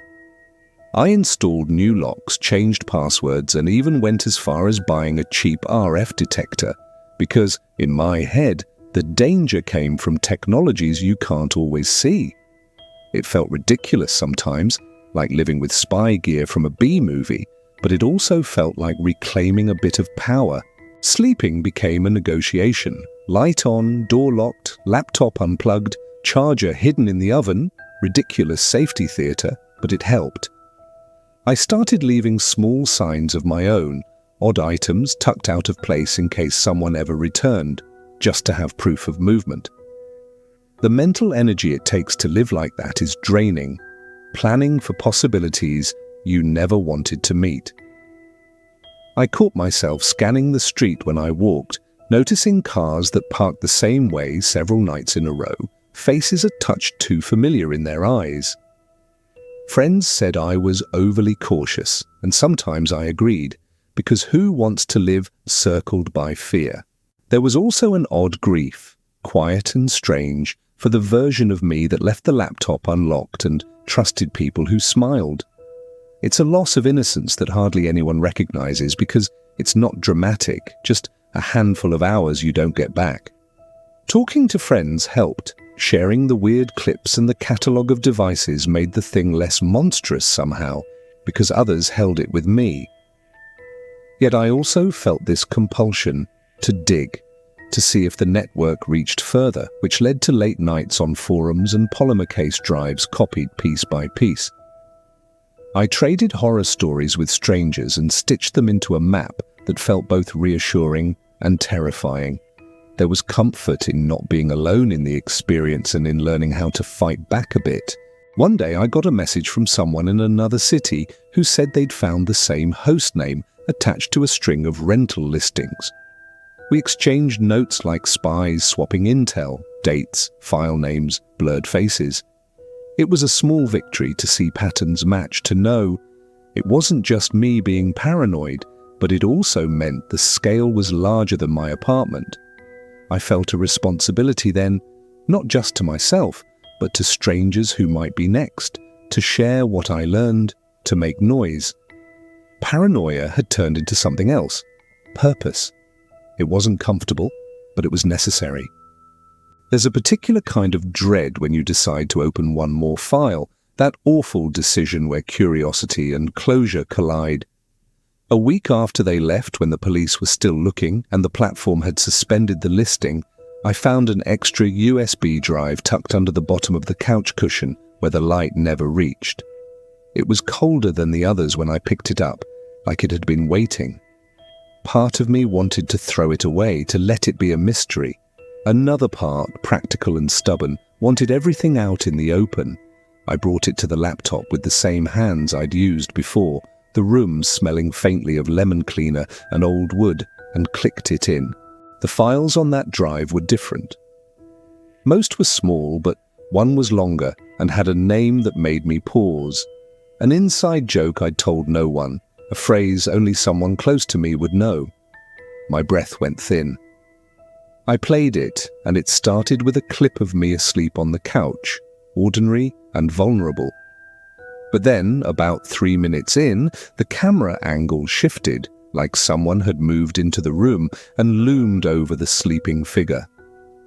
In the frame, a dark shape, backlit by the streetlight, standing above me for a breath, then retreating. My heart turned inside out, and I couldn't tell if I was looking at an accident of shadow or something deliberate. Then the clip went black for a moment and came back, and that's when I saw it. A hand reaching toward the sleeping figure, moving slow, deliberate, and then the clip stops. I sat back and felt rage and coldness in equal measures, this blend of violation and ancient fear. I called the detectives who'd been working the case and left a trembling message. They called back within an hour with the kind of efficiency that felt like a thin bandage, promising that this would be treated as evidence of attempted intrusion. The fact that someone had been in the apartment while I slept felt like a private apocalypse. It changed the narrative entirely from voyeuristic theft to potential physical danger. I realized then that I hadn't just had my privacy taken, my safety had been gambled with, and someone had lost track of the human line that says, "You do not touch this." The police took that file and escalated the inquiry. They cross-referenced timestamps and used building camera footage to track a figure in the stairwell matching our old roommate's build. Arrests followed in other cities where patterns matched, and some drives were traced back to storage units and other hosts' spaces. Justice came in fits and starts, not perfect, not fast enough, but enough to remove the person from being able to hurt anyone in the immediate future. The relief was complicated. There were too many nights stacked into evidence, and no legal victory could erase that. I still didn't sleep as freely, and the apartment's small normalities carried an extra silence in them. What stuck with me beyond the legal stuff was the small community that formed. Other renters who'd felt the same creep of cameras, and the ways we shared tips and warnings and solidarity. We put together a simple guide about how to spot pinhole lenses and where to look, and we posted it to a few traveller boards and local groups. It felt small and not nearly enough, but it was something. I learned to carry awareness like a tool to make being paranoid into preparedness rather than fear. And while I wish I could say the whole thing left me clean and calm, the truth is different. I'm more guarded, sure, but also more determined not to be silent. If you ever find yourself thinking, "It can't happen to me," remember this. Sometimes it starts with a smiling roommate and a cheap USB tucked under a couch. You owe it to yourself to check. I pulled off the highway because my eyes were starting to blur, and the GPS said there was a motel in, 5 minutes, and honestly, that felt like salvation. The lot was lit in this jaundiced neon that made everything look a little unreal, puddles reflecting signs like tiny second moons. I can still smell the wet vinyl in the lobby, old coffee, someone's cigarette ghost, and that hotel air that sits between rooms like a memory. The clerk moved slow, smiled slow, and handed me a key on a ring that had seen better days. His voice was soft, like he was careful with it. The room on the 4th floor opened on this thin corridor that smelled like bleach and something sweeter behind it, like perfume that had been left on a towel. I dropped my bag, and for the first few minutes, it felt exactly like those little anonymous pit stops are supposed to feel: brief, safe, forgettable. The room itself was straightforward: bed, TV, road-weary art on the wall, a lamp you could trust to give soft light. The carpet had that damp, pressed smell that tells you someone scrubbed it recently, but didn't really get there, you know? The bed sagged in a way that held you, a familiar kind of tired welcome, and the curtains closed heavy against the neon. Across from the bed, taking up most of the wall, was a big mirror in a frame that looked newer than everything else, oddly polished. It caught the room and doubled it like a trick. The lamp's pool of light split itself into two, and my chair looked like it had a twin. I set my things down and felt that slow relief that comes when stopping mid-journey, like your bones remember home for a few hours. I made myself a cup of instant coffee with the kettle on the little counter and sat on the edge of the bed watching my reflection in that big mirror. There's something weird about seeing yourself in a place you don't live, like your reflection has a small, quiet distance from the person who owns the life. The mirror surface was glossy, too clean almost, and it gave me this tiny buzz in my teeth when I looked at it long enough. The room's hum, fridge, traffic outside, a distant TV, felt wrapped around the mirror like it was part of the furniture and also a little separate. I shrugged and told myself to sleep, man. You'll be fine, just one night. But even as I said it, my eyes returned to the glass, like it had asked a question and I wanted to answer. I wandered around the room doing my usual pre-bed routines, showering, brushing teeth, checking messages, while the mirror watched it all back in exact polite symmetry. Steam clouded the glass in the shower, and for a second my reflection looked softer, like a watercolor you could smudge back into sleep. The tiles were warm under my feet and the water had this faint metallic tang. Nothing dramatic, just the story of old pipes. The soap smelled like generic citrus and a little floral, as if the hotel had tried to make the whole room smell like a clean summer. When I toweled off and looked at that damp reflection, my face looked washed clean and kind of small, and I liked that for a second. It was one of those nights where everything is ordinary and comfortingly anonymous. I thought, this will be fine. Sleep now, hit the road early. I lay down and listened to the building breathe, pipes, the thin squeak of someone shifting in the room next door, tires on distant asphalt. The mirror across from me gathered the light and threw back this second room that felt slightly delayed, like a TV on a lag. I told myself it was just the angle, the new frame, catching light in a weird way, and tried not to give the thought air. My heartbeat slowed in that sleepy place where your brain starts making little nonsense stories, and I let myself sink toward nothing. You ever get that half sleep where the room shapes are right but your head is already planning tomorrow? I was almost there, hovering at the edge of sleep and highway, when a small sound outside the room made me lift my head. It was nothing at first, a soft click, like a trunk lid in the parking lot or someone pocketing change. But little noises feel large at that hour when the world is mostly turned off. I glanced at the mirror and caught my own glance, and for a second it felt like the glass had a little pause before reflecting me back. I laughed under my breath at myself, which made the room feel silly and mortal, and then I let sleep take it. The hotel smelled like the road, and that smell slept with me, and in the morning I'd have coffee in the highway, and none of this would matter. That's what I told myself, and that's how I let the mirror's faint, strange stillness slide away into the dark. Morning slid in slow through the curtains, and the mirror doubled it like an echo you hadn't expected to keep. The frame almost looked too new for the room, polished with this soft bevel that threw light back at a slightly wrong angle, and for some reason, my skin tightened at that mismatch. I padded over in socks and leaned closer, studying it like you study a mark you don't remember making. The glass felt cool, and when I pressed my palm to it, I could see my fingers go pale, then warm. Tiny thermal evidence of being there. There was no immediate oddity, just my familiar face and the faded hotel art behind me mirrored twice. But the edge of the frame caught the light in a way that made me wonder if someone had replaced it recently. I tapped the glass once, more for the sound than anything, wanting to hear if it sang like a solid thing. The sound returned with a faint hollow note, not as sharp as single-pane glass should be, like it had depth behind it. My knuckle left a soft ring of condensation where the warmth met the cold, and the mirrored image shimmered for a flicker.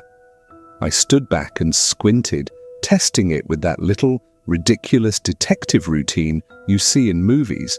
Tap, listen, observe. Only my movie was me in a t-shirt and socks in a cheap motel. The smell of coffee from the small pot was steady and gentle, but the mirror had that small metallic afternote that made my nose wrinkle. I thought maybe the night had left me sensitive, that a million minor things were shouting louder in a tired head. I started doing those tiny tests, the kind you laugh at later, but in the moment they make a shape of truth. I pressed my ear to the frame and heard nothing at first, then a faint static, like the murmur you get when a radio is between stations. I ran a fingertip along the trim and felt a little give, not much, but that tiny flex made my back straighten. Why would a mirror flex unless it was two panes or unless... I caught myself thinking uncharitable thoughts and immediately blinked them away. You try to be reasonable. Maybe the frame is cheap. Maybe humidity is warping it. Those are the safe stories. But the safe stories don't make your heart get a little extra beat. I made coffee and took the cup back to the chair, eyes wandering back to the mirror like someone glancing for their reflection in a store window. The room in the glass seemed a hair slower in its movements, like the way a lag in a video chat makes your gestures look 2 frames behind. When I lifted the mug, the reflection followed a fraction later, and the delay felt like a small slip in reality. My shoulders tightened, not enough to be dramatic, but enough to make me aware of the skin between my shoulder blades. You ever have one of those senses that something is almost, but not quite, right? That was it, the small edged feeling that made the room go from comfortable to watchful. I circled the mirror, picking up on details you normally ignore, a faint seam behind the frame, tiny screws more recent than the nailwork, the glass a touch darker at the edges.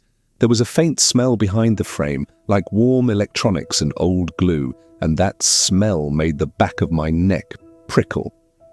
I ran my palm along the sill beneath the mirror, and felt a smear of dust that hadn't been touched. Little curiosities stack up like coins until you notice the pattern they form. The morning's light made everything clearer, but it also made the oddness more obvious, as if the mirror wanted to show that it wasn't just reflecting light, but collecting it in a way I couldn't explain. I sat back down and tried to laugh, like that would break the spell. "You're being ridiculous," I muttered to myself, but my voice sounded small in the room. The mirror returned that laugh as well, a millisecond behind, and that tiny delay pushed a small cold into my chest. I got up and leaned in once more, half to prove myself wrong and half because denial is its own curiosity. Whatever this was, it had my attention now, and attention in those rooms is like feeding a hungry thing. I knew then that I would have to test it properly later, not with lazy morning pokes, but with careful, intentional checks. That thought anchored me like a line in the sand. I made a little plan in my head to know for sure before I drove away. Throughout the day, I found myself glancing at the mirror like it was a living thing with moods. When I left for a quick walk down to grab snacks, I left the lamp on facing the mirror because some small part of me wanted to see what light it threw back. The street noise softened as I walked, and when I returned, the room looked familiar and foreign at once, like someone had set a place at a table for me and then not sat down. The mirror caught me as I came in, and I watched my own movement reflected like a split-second delayed replay. You don't notice little delays until they start compiling, and once they do, your mind loves to make stories that fit them together. At night, I watched the TV and the mirror sat patient across from me, catching that blue cast like a second screen. Sometimes I'd think I saw a shadow in the reflected corner that wasn't in the room, like a shape moving behind the bed in the glass, but not in the space itself. My first instinct was to blame the light, the angle, the cobweb of tiredness, anything that kept me from saying the simplest awful thought.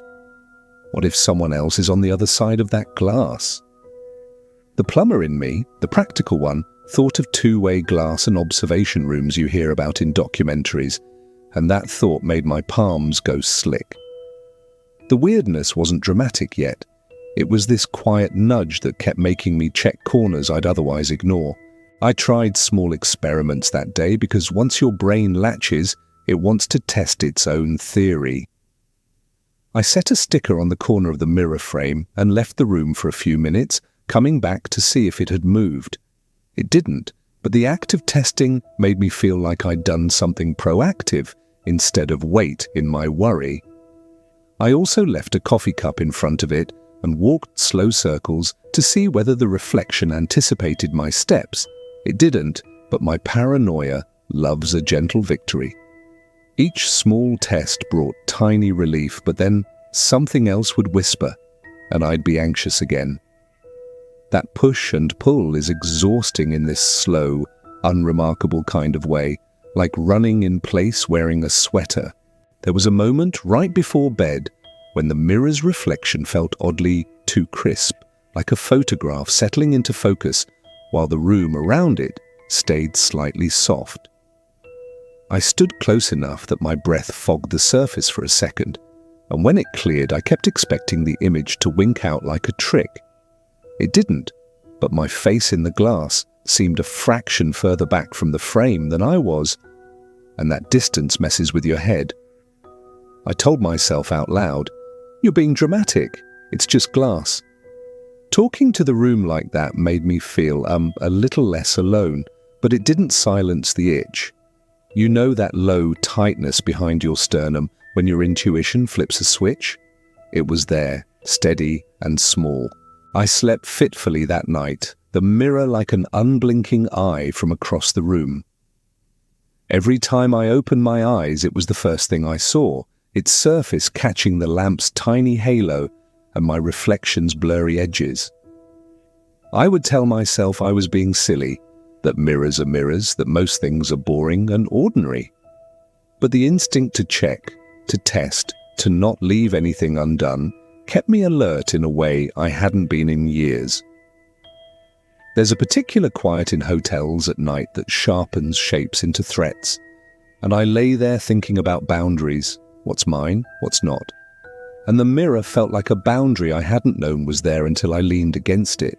Late that night, the building felt different, like it had drawn a breath and begun to listen. The hallway outside my door creaked at odd intervals, and the fluorescent emergency light in the stairwell hummed this low, electric note that got under my skin. I kept glancing at the clock and then at the mirror because double-checking is a ritual that pretends to be rational. At around 2 in the morning, I was jolted awake by a soft, clicking noise like the kind of small test sound someone might make when operating a gadget. My heart stuttered with that tiny, ridiculous hope that it was the building settling, but there was a different thickness to the sound, a metallic quality that made me sit bolt upright.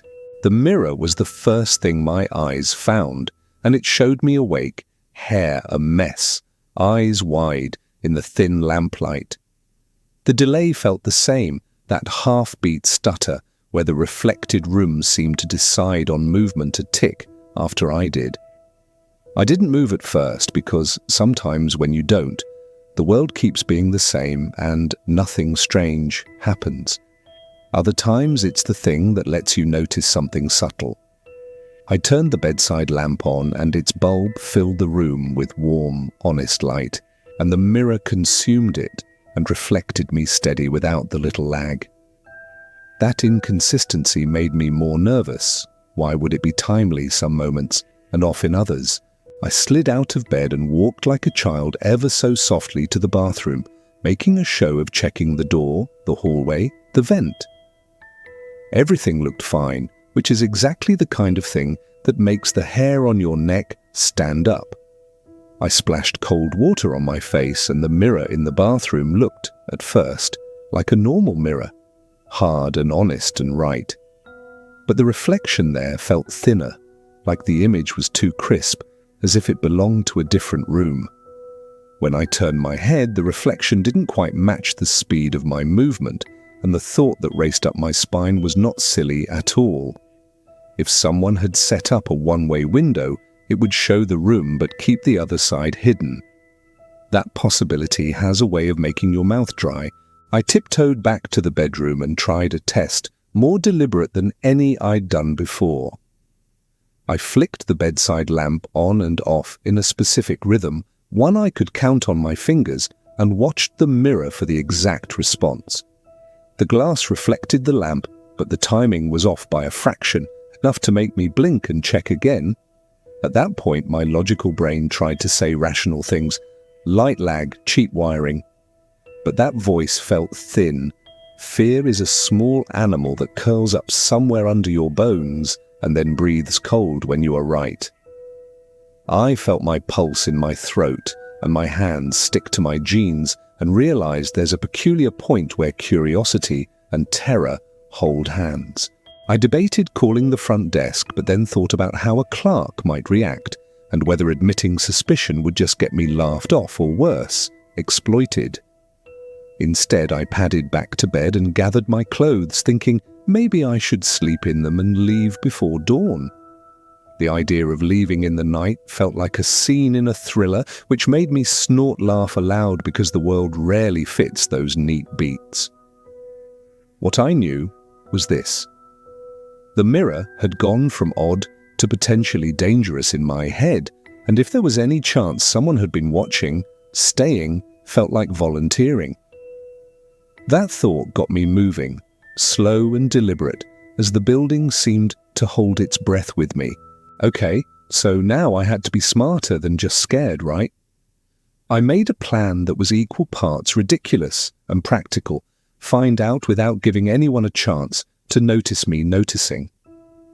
First, I unplugged the TV to be sure the flicker I saw earlier wasn't a signal coming from the screen. Then I took the little sticky note from the desk drawer and wrote a short message on it. Checking mirror, 327A, and stuck it on the frame in a corner I thought someone wouldn't see from the other side, if the glass was one way. That felt petty and theatrical, but I wanted a mark I could come back to and say, "See, you didn't move it." It was a small, cruel test of privacy. Next, because I am inexplicably stubborn, I taped a tiny piece of clear tape to the corner of the mirror on the inside of the frame, just enough that if the frame were removed or the glass lifted slightly, the tape would peel or wrinkle. The idea of it is laughable, I know, but tiny mechanical evidence is a thing. I turned off every light in the room and opened the door just a crack to listen to the hallway for a long, careful minute, the kind you use when you're trying to be invisible.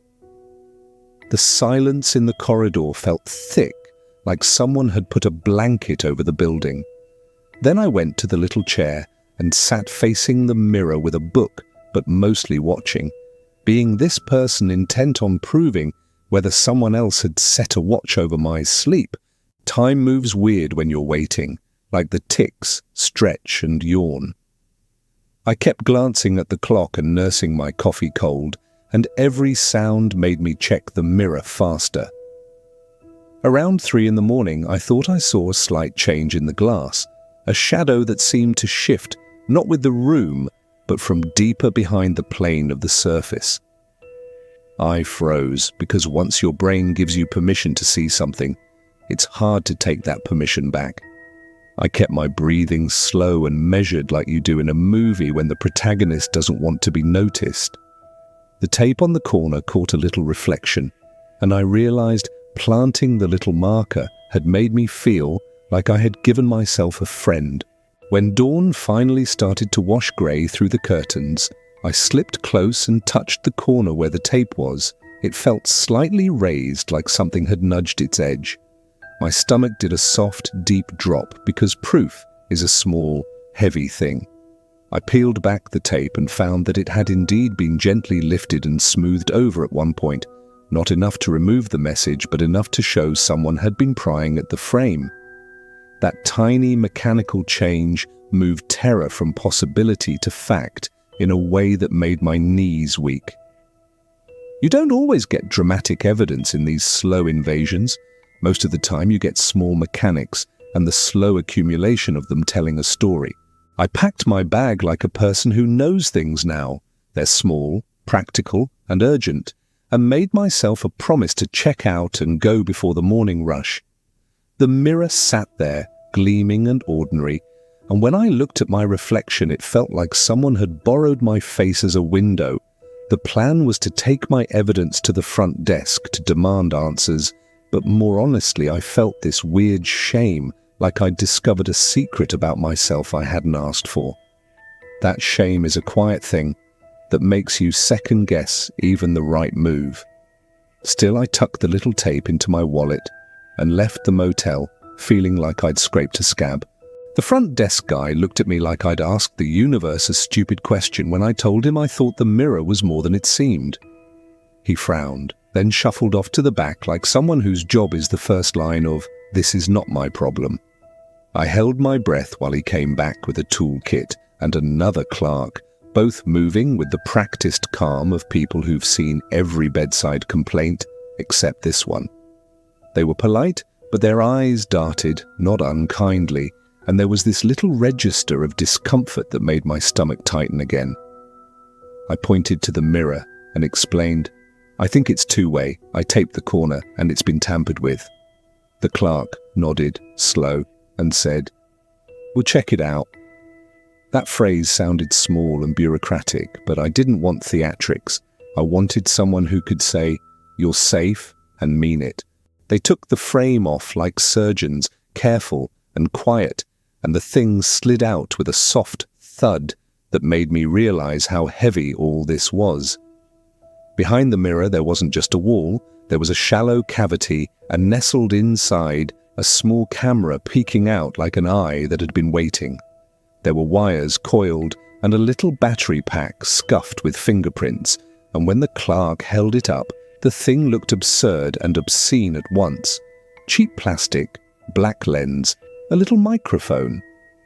The smell of warm electronics hit me again, that ozone warmth that now lived in my memory like a bad taste.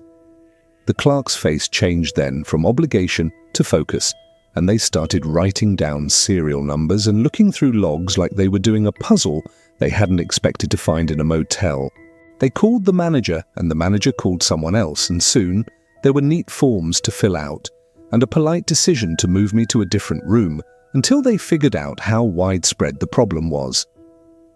My heart did a slow, odd drag when I realized I wasn't the only one who might have been watched. What if it had been like that in more rooms for months, for years? The manager kept apologizing, smooth, practiced lines, and offered a refund and a discount for future stays, which felt cheap and irrelevant. What I wanted was to know who had installed it and why, and whether the lenses had been streaming live to some anonymous place. The manager promised an investigation, earnest in that shallow, contractual way, and took the camera as if it were evidence in a crime show. Later, upstairs in the tiny conference room where they brought out the surveillance logs, I watched as a technician plugged the device into a laptop and opened files that made my stomach turn. There were clips, short, grainy, and utterly mundane, of the room I'd been in, of people checking in and brushing teeth, writing travel notes, folding maps. Seeing my own reflection in one thumbnail felt embarrassing and violating in the old-fashioned way, like someone had rifled through your drawer. The tech scrolled through timestamps and IP logs, and their face grew more serious. There were connections to other units, to a set of rooms, and worse, to an account that bounced through a chain of aliases.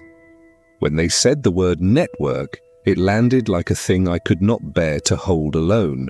They wrote a report and promised to share copies with local law enforcement, and when I left the motel that morning, it was like stepping out of a scene I'd only half acted in. I felt oddly hollow and angry and a little absurd, like one of those people who thinks TV shows never happen in real life until they do. My hands still smelled faintly of the mirror's dust, and every reflective surface on the street felt suddenly suspect. I drove away slower than I needed to, glancing in the rear view as if the glass might send something back. Proof, it turns out, is both a relief and a burden. You're relieved to know, but then you carry it. A week later, just as I thought the motel thing would fade into the drawer of weird travel memories, I got a call from a woman who'd been in the next town. She sounded breathless and careful too, like someone who'd rehearsed telling you in their head until their voice was thin. "Did you stay at the Blue Lantern Inn?" she asked, and when I said yes, she said, "I think they were watching more than just you." My insides clamped, because nothing invites paranoia like confirmation from someone else. She told me she'd found a hidden room behind a mirror in her mother's old bungalow, and that there were scratches on the inside of the frame, like someone had tried to reach through. Her voice cracked a little, and I felt a tiny earthquake in my chest. After that call, I started getting messages, one from a travel forum, another from a friend of a friend, all small admissions of "I slept there once," or "I noticed something odd." The pattern stitched itself together like a map, and the knot in my stomach tightened. People told stories of little knocks in the night, of the feeling of something watching, like the weight of a hand on your shoulder you couldn't see. One person sent a clip they'd found, grainy, shadowed, the shape of someone standing very still in the corner behind a glass. That clip slid into my phone like a shard. I watched it in the kitchen at midnight, and my hands shook. A month later, investigators executed a search at a storage unit linked to the motel's maintenance account, and they found little pockets of equipment, batteries, cameras, hard drives, lists of room numbers. Reading about it in the news made my skin go cold because it gave the whole thing a face. Organized, deliberate, not a random weirdness, but an enterprise. They described observation setups and networked devices like it was a new commodity, and someone else's casual note about viewers made my stomach lurch. When the detectives called me to ask more questions, their voices were crisp and professional and somehow steadier than I felt inside. They told me they'd found evidence of people coming to observe, to take notes, and sometimes to record live. And that phrase, people coming to observe, is uglier than it sounds. One night, months after the motel first, I was at a coffee shop and thought I saw a knock pattern when someone tapped the window, 3 slow beats like someone testing something. My body remembered the way a knock can be a question or a key. I caught myself checking the reflections in the shop's glass like a person who'd learned the language of mirrors. The knock is a small sound, but it reverberates. It asks, "Are you there?" It demands, "Did you see?" The world kept sending me these little knocks.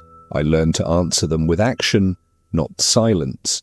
In the aftermath, the motel was closed for months for renovations and then reopened under new management with plastered-over frames and new policies. No more oversized mirrors, security audits, "sorry this happened" statements. The press wrote it up like a scandal, and there were interviews that tried to make neat narratives out of messy human violation. People who worked on the case said they'd found networks of files that went back years, recordings labeled with dates and room numbers like catalogues of people's nights. That image, organized, labeled, routine, stayed with me. It made privacy feel fragile in a way I hadn't appreciated before. It was less about locks and more about the assumptions we make when we sleep. I kept a little habit after that, checking hotel mirrors, tapping for hollowness, leaving tiny marks on frames in places where no one would notice if they were just passing through. It's dumb and a little paranoid, but it also feels like a practical ritual now, like washing your hands. I started posting short notes online, small warnings and tips about where to look and what questions to ask when you check in somewhere strange. People message me back with their own little horror stories, and I learned that once you start naming something, it stops being weirdly isolating. There was comfort in the tiny community that grew up around vigilance, people trading advice in comments and letting one another know what to watch for. I also stopped sleeping as easily by hotels. Road trips now involve a pre-check, call ahead, ask about renovations, request a room without oversized mirrors. It's annoying, sure, but the alternative is what used to be my life, trusting places because they looked okay. That trust felt less like a choice and more like a risk after the motel. I think the worst part is how quickly ordinary things can be turned into instruments of exposure without anyone shouting about it. A mirror is supposed to be a neighbor to your face, an honest surface in which you can tidy up before the world sees you. When that neighbor becomes a one-way window, everything private becomes public. Some nights I still dream of glass, walls breathing in the dark, the feeling that someone is behind something that shouldn't be there. But I also learn to use that fear in a small, practical way, to check, to name, to warn. The motel taught me that curiosity can be dangerous, yes, but silence is worse. If you travel, if you sleep in rooms that aren't yours, look at the mirrors and tap them like it's a small ritual of self-defense. Ask questions, keep evidence, and don't be embarrassed to be the person who checks the frame. You might feel overly cautious at first, but trust me, if you ever have that tiny twitch in your chest when a reflection lag hits, you'll be grateful you did. You know, sitting here after telling all 3 of those stories, it kind of makes me realize something. The scariest part about hidden cameras isn't just the invasion of privacy, it's the way you almost never notice them until it's too late. Like, how many times have we all stayed in hotels, rented an Airbnb, or even just hung out at a friend's place without thinking twice? And then later, when you're lying in the dark, replaying the day, that little thought sneaks in. What if someone saw me when I thought I was safe? That's the kind of thing that sticks, you know? Not the jump scare, not the big reveal, but the slow burning paranoia. The idea that somebody could be watching you brush your teeth, cook your dinner, sleep in your bed, all the boring little moments that make you feel human. stolen by some stranger you'll never meet. And I guess that's why these stories get under the skin, because deep down we all know it's possible. Technology makes it easier, smaller, harder to catch. And once you start thinking about it, you can't unthink it.